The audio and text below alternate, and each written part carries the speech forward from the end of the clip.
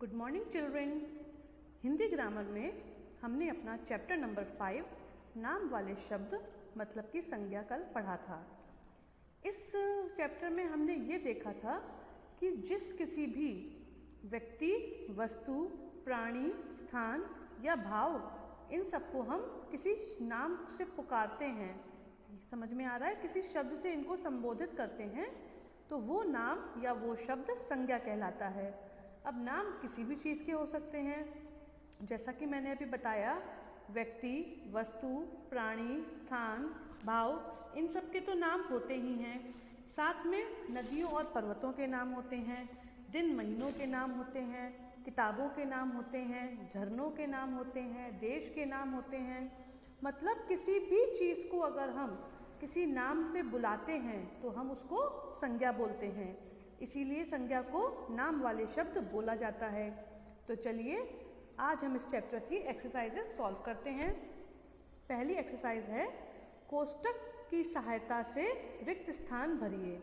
कोष्टक में आपको कुछ शब्द दिए गए हैं और नीचे कुछ सेंटेंसेस दिए गए हैं, तो इन सेंटेंसेस को पढ़ के कोष्टक में जो शब्द लिखे हैं समझना है कि किसके बारे में बात हो रही है और फिर उस शब्द को आपको इसमें फिल करना है।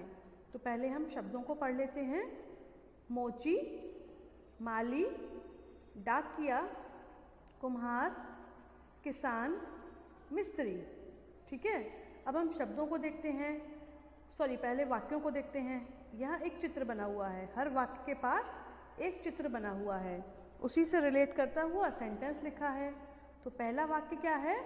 डैश बाग की देखभाल करता है। बताइए, अगर ये हमारे पास कोष्टक नहीं हो तब भी हमें मालूम है कि बाग की देखभाल कौन करता है। बताइए, बाग की देखभाल कौन करता है? बाग मतलब होता है बगीचा, गार्डन। तो बगीचे की देखभाल कौन करता है? बगीचे की देखभाल माली करता है। कौन करता है? माली। दूसरा है खेत में काम करता है। ऐसा व्यक्ति जो खेत में काम करता है उसको क्या बोलते हैं? खेत में काम करने वाले को किसान बोलते हैं। तो हम यहाँ पर लिख दे रहे हैं किसान। किसान खेत में काम करता है। थर्ड इज डैश मिट्टी के बर्तन बनाता है। डैश मिट्टी के बर्तन बनाता है। आपको ये चित्र दिखाई दे रहा है, यहाँ पर एक व्यक्ति मिट्टी से बर्तन बना रहा है और उसके पास कुछ घड़े रखे हैं। घड़े मतलब मटके। तो बताइए ये कौन है? ये है कुम्हार। कौन है ये? कुम्हार। जो हमने इतना ईवीएस में पढ़ा था पॉटर, तो पॉटर को ही हिंदी में हम कुम्हार बोलते हैं। अगला है डैश पत्र लाता है। ये आपको फोटो दिखाई दे रही है, ये व्यक्ति पत्र लाता है। पत्र मतलब चिट्ठी। पत्र मतलब क्या होता है? चिट्ठी। तो चिट्ठी कौन लाता है? Tell me. चिट्ठी लाता है डाकिया। डाकिया। ओके, डाकिया कहाँ काम करता है? डाकिया डाकघर में काम करता है, मतलब कि पोस्ट ऑफिस में। ये भी हमने अपने ईवीएस के चैप्टर में पढ़ा था। अगला है डैश हमारे जूते बनाता है। ये व्यक्ति आपको दिखाई दे रहा है, ये क्या काम कर रहा है? ये शूज़ की रिपेयरिंग कर रहा है, जूतों की मरम्मत कर रहा है। टूटे फूटे जो जूते होते हैं, फटे हुए, उनको सही करता है। तो ये कौन है? ये है मोची। इसको हम क्या बोलते हैं? मोची, और इंग्लिश में कॉबलर। और आखिरी है डैश ऊंचे ऊंचे भवन बनाता है। ऐसा कौन सा व्यक्ति है जो बिल्डिंग्स बनाता है, ऊंचे ऊंचे भवन? इंग्लिश में अगर पूछूं तो क्या आंसर दोगे आप लोग? Yes, you all will say mason, जो हमने अपना ईवीएस में पढ़ा था। ये सारे क्या हैं? ये सारे ऑक्यूपेशंस ही हैं। फ्लोरिस्ट या gardener, farmer, potter, postman, cobbler और मेसन। तो मेसन को बोलते हैं मिस्त्री। मेसन को क्या बोलते हैं? मिस्त्री। तो यहाँ पर हम लिख देते हैं मिस्त्री। तो मिस्त्री ऊंचे ऊंचे भवन बनाता है। ये एक्सरसाइज कंप्लीट हो गई। अब देखते हैं नेक्स्ट एक्सरसाइज। अगली एक्सरसाइज है संज्ञा शब्द लिखिए।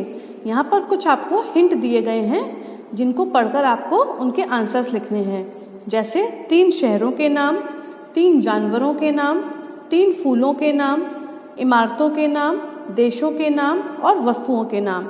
और यहाँ पर आपको 3 ब्लैंक्स दिए गए हैं, हर सेंटेंस के बाद आपको उनके आंसर्स यहाँ पर लिखने हैं। तो 3 शहरों के नाम में मैंने लिखा है मथुरा, आगरा और पुरी।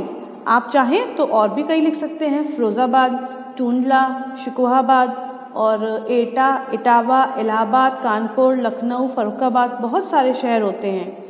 3 जानवरों के नाम मैंने लिखा है गधा, हाथी और बंदर। आप चाहें तो कुत्ता, बिल्ली, गिलहरी, ऊंट, घोड़ा कुछ भी लिख सकते हैं। 3 फूलों के नाम, अब फूलों के नाम तो आप लोग जीके में ऑलरेडी लर्न कर चुके हैं, हिंदी और इंग्लिश में। आप चाहें तो उसमें से लिख सकते हैं, वरना मैंने लिखा है गुलाब, डहेलिया और कमल। आप गुलदाउदी, गुलमेहंदी, कुमुदनी, केतकी, नरगिस कुछ भी लिख सकते हैं, ये सब भी तो फूलों के नाम ही हैं। 3 इमारतों के नाम मैंने लिखा है लाल किला, ताजमहल, कुतुब मीनार। आप चाहें तो लिख सकते हैं, हमने काफ़ी सारी इमारतों के नाम पढ़े हैं ना, historical buildings, Parliament House, Jama Masjid, Jantar Mantar, Golden Temple, Sun Temple, ये सब क्या हैं, इमारतें ही तो हैं। देशों के नाम, भाई अपने देश का नाम तो बनता ही है भारत, तो भारत लिख दिया मैंने, अमेरिका, जापान। देश तो और भी कई हैं, जैसे कि China, Italy, Germany, France, United kingdoms, ये सब क्या हैं, ये सब देशों के नाम हैं। और 3 वस्तुओं के नाम, वस्तुएं तो हमारे आसपास वैसे भी कई होती हैं। अभी आप जिस जगह पर बैठे होंगे वहीं पर आप आंखें उठाकर देखेंगे तो कई सारी वस्तुएं होंगी, जैसे कि पंखा, बल्ब, स्विच, मेज, कुर्सी, पलंग, गद्दा, बेडशीट को चादर बोलते हैं, चादर। तो मैंने लिखा है गेंद, मेज और दरवाज़ा। तो ये वाली एक्सरसाइज भी आपको अपनी नोटबुक पर करनी है। अब देखते हैं इस चैप्टर की लास्ट एक्सरसाइज। लास्ट एक्सरसाइज में क्या करना है, बॉक्स में से शब्द चुनकर सही शीर्षक के आगे लिखिए। ये जो बॉक्स दिया गया है आपको, हेल्प बॉक्स, इसमें काफ़ी सारे शब्द लिखे हैं और उन्हीं से रिलेट करते हुए कुछ शब्द नीचे लिखे हैं। तो आपको ये छांटना है कि जो ऊपर बॉक्स में शब्द दिए गए हैं, इनमें से कौन सा शब्द कौन सी हेडिंग के अंदर आएगा। हेडिंग को शीर्षक बोलते हैं, तो कौन सी हेडिंग के अंदर आएगा। पहले इन शब्दों को पढ़ लें, अनार, केला, टमाटर, गंगा, जामुन, कौवा, हिमालय, मटर, मोर, विंध्याचल, कोयल, यमुना, पारसनाथ, गोदावरी और प्याज। ठीक है, और शीर्षक मतलब हेडिंग कौन कौन से हैं, पक्षियों के नाम लिखने हैं, सब्जियों के नाम, फलों के नाम, नदियों के नाम और पहाड़ों के नाम। तो हम क्या करेंगे, एक एक नाम को पढ़ते जाएंगे और जिस हेडिंग से रिलेट करता है उसके आगे लिखते जाएंगे। तो पहला शब्द है अनार, तो बताइए अनार क्या है इन सब में से। अनार है फल, तो यहाँ पर हमने लिख दिया अनार। उसके बाद है केला, केला क्या चीज़ है, केला भी फल है, तो हमने केला भी फल के आगे लिख दिया। फिर है टमाटर, अब टमाटर क्या चीज़ है, टमाटर है सब्जी, तो टमाटर को हमने सब्जी के आगे लिख दिया। नेक्स्ट इज गंगा, गंगा क्या है, गंगा है नदी, तो गंगा को हमने नदियों के नाम के आगे लिख दिया। फिर है जामुन, जामुन क्या चीज़ है, हाँ भाई जामुन की इंग्लिश ब्लैकबेरी होती है, आई नो इट, लेकिन जामुन है क्या, इट इज़ अ फ्रूट यानी कि फल है, तो हम यहाँ पर जामुन को फल के आगे लिख देते हैं। उसके बाद है कौवा, कौवा क्या चीज़ है, कौवा एक पक्षी है, तो हमने इसको पक्षी की हेडिंग के आगे लिख दिया। नेक्स्ट इज हिमालय, हिमालय क्या है, पहाड़ या पर्वत, तो इसको हम पहाड़ के नाम के आगे या उसकी हेडिंग के आगे लिखते हैं। मटर, व्हाट इज मटर, मटर है सब्जी, तो इसको हमने सब्जी के आगे लिख दिया। मोर, मोर है पक्षी। विंध्याचल, विंध्याचल भी एक पर्वत का नाम है, मतलब पहाड़ का, तो यहाँ पर हम लिख देते हैं विंध्याचल। थोड़ा टिपिकल वर्ड है, लिखने में दिक्कत करता है, कोई बात प्रॉब्लम नहीं है।